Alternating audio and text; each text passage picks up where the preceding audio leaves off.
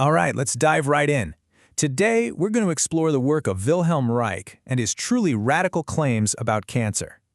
This is a story about a completely different way of seeing the human body, and it ends with a really important warning that's just as relevant today as it was back then.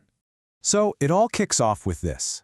I have solved the mystery of cancer. I mean, talk about a bold statement.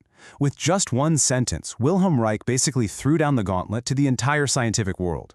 The question is, was it the claim of a genius or something else entirely? Now, this wasn't just some idea that popped into his head overnight. Reich was really clear that this was the result of 17 long years of relentless work. And get this, he didn't even see himself as creating some grand new theory. He saw himself as just an honest observer, simply writing down what he saw and following where the experiments led him. Okay, so the big question is, why? Why was a claim this huge so completely misunderstood and, frankly, rejected by almost everyone? Well, according to Reich, it was because mainstream science was looking at the world, at life itself, through a completely wrong lens.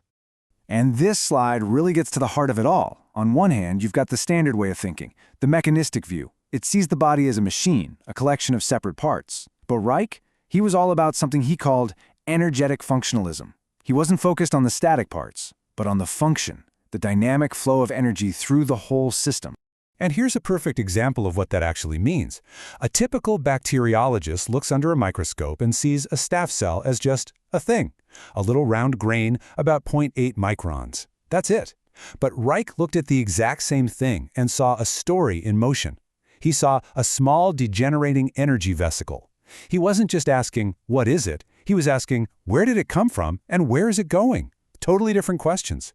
All right, so building on that new way of seeing things, Reich laid out a foundation, and he was super clear about this.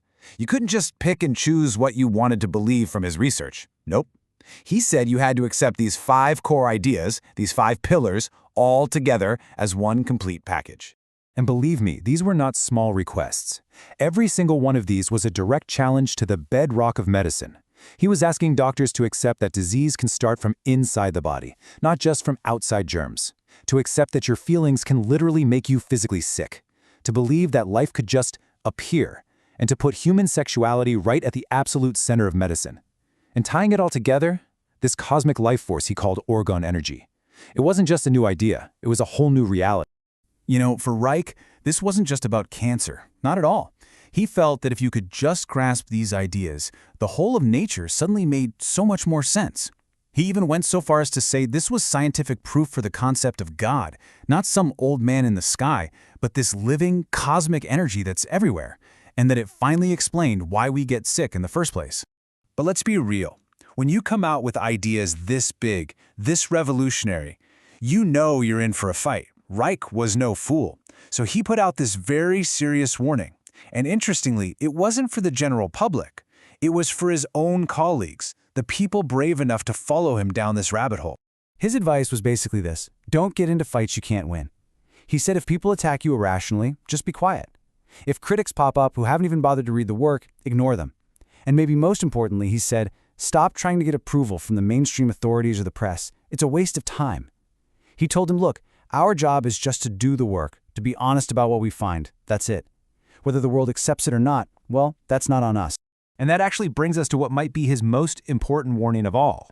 This was the one thing he seemed terrified the world would get wrong, especially a world that's so desperate for easy answers. It all comes down to the difference between 2 simple but very powerful words.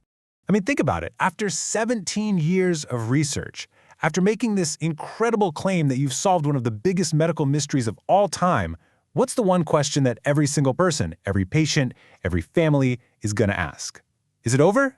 Have you found the cure? And Reich's answer was a crystal clear, absolute no. In his own words, he wrote, this is not at all the case. No wiggle room there. He really needed people to understand this distinction. He was saying, yes, I believe I've solved the mystery. I understand what cancer is at its core. But, he said, it is a huge mistake to leap from that to thinking, great, now we can save everybody. For him, this discovery wasn't the finish line. It was just the very first step on an incredibly long journey. And that really leaves us with a powerful question, one that goes way beyond Wilhelm Reich and his work. Think about it.